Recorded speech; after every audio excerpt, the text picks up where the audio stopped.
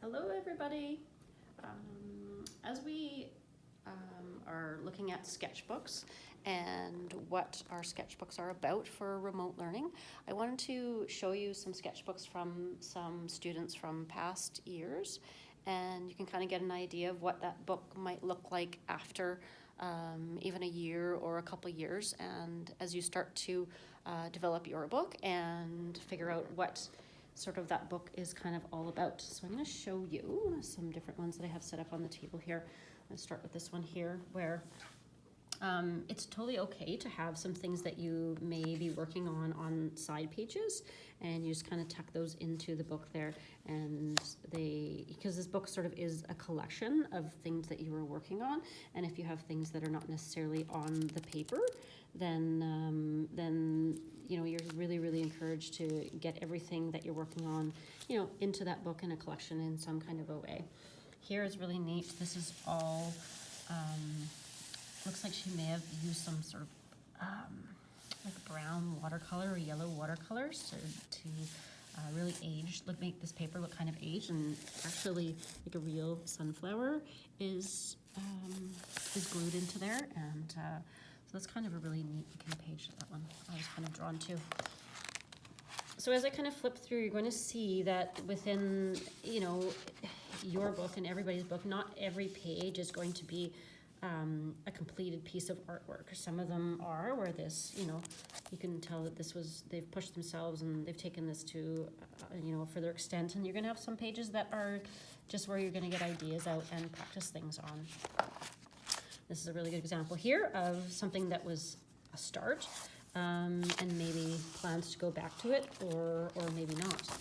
Here's just some, you know, some doodles. May have been trying out what colors of the pencil crayon looked like, or, you know, who knows, but not every page is a complete piece of art, whereas some of them are in a book, and some of them will not be. Okay, yeah.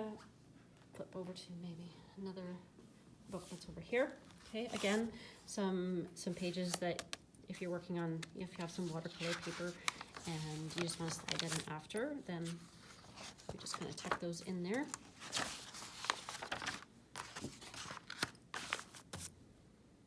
There's some acrylic paint, and there's kind of just little watercolor pieces.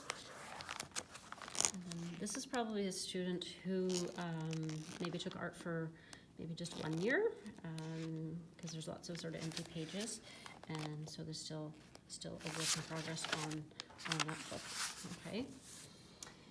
The covers can always be made unique and interesting. That one is painted over with acrylic paint. Here's another one that was used sort of a metallic Sharpie markers on this one. So making the cover your own is a really good way to sort of start to make that book yours and interesting.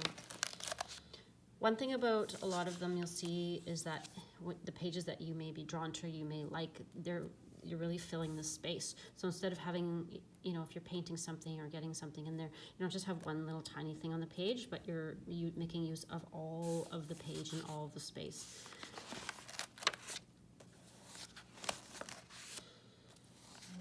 This was some Sharpie markers on a lot of line work there. This is probably some kind of design and practicing for some kind of a project. It's a preliminary something, practicing some shading drawings, practicing some value in here. There's just kind of messing around on something probably one day, and then just more watercolors. So you see lots of different mediums, lots of different thoughts and ideas, and we'll move over to this one here and take a look.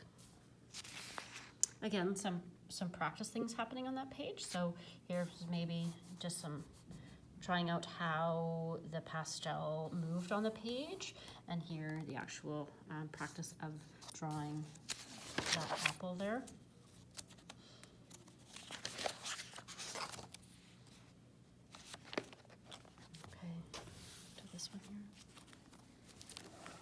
This one has a lot of things pasted in, and so ends up looking there's a lot of collage in this book. Same thing with this elephant watercolor line drawing here. So this was also pasted in here. These ones are also added in after. Looks like a planning for an artwork there, or just a starting of something.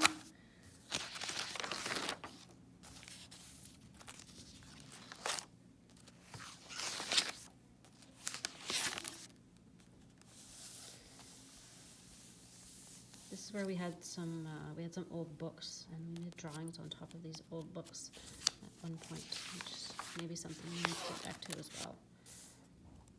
Practicing faces and value drawings. Again, filling the space and filling the page here.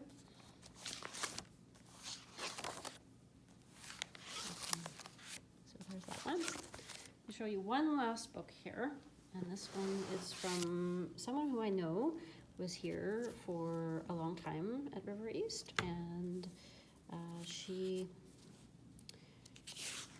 kept a lot of things within this book, and sort of a lot of different ideas and mediums and practices and things. But even so, on a really well-developed sketchbook, you're gonna have pages like this that are, and same thing with this one, that are not, you know, a completed work of art. But this is a place where also you're gonna just even trying out, you know, how that pencil goes. Looks like she's got some was pressing really dark and heavy on the pencil, and then pressing lighter here. So this just may have been a way of trying out how those different pencils were working.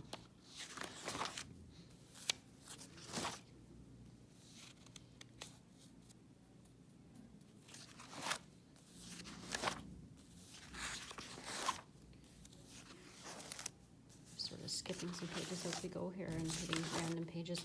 And then again, things get put in there that you may have done on the side, get kept all in the same place.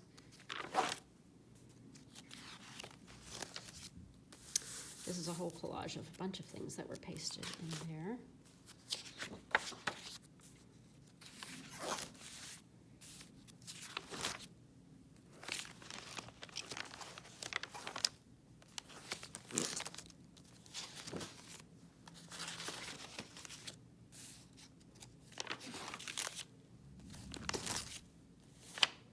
Okay, so hopefully that gives you a little bit of an idea of, you know, what our sketchbooks are all about. Knowing sort of that there's no pressure in terms of, you know, the subject content that needs to be in there. It's unique to you and unique to what you want to be working on sort of that day or that moment. It's about practicing working with paint or watercolor or pencil or crayons or whatever that concept or idea is for that day. Okay, and yeah, hopefully that's a little bit of a good sampling or collection of some sketchbooks.